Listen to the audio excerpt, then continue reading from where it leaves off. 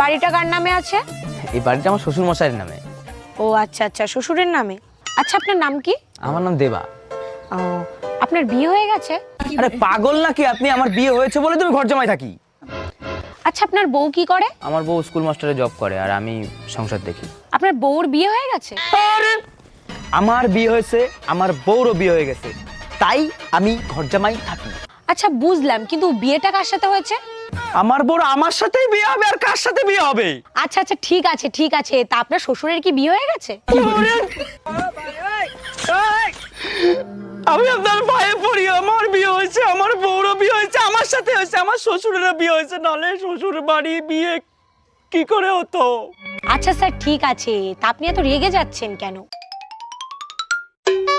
আরে ও ম্যাডাম, বলে তো যান যে সার্ভেটা কিসের জন্য করলেন?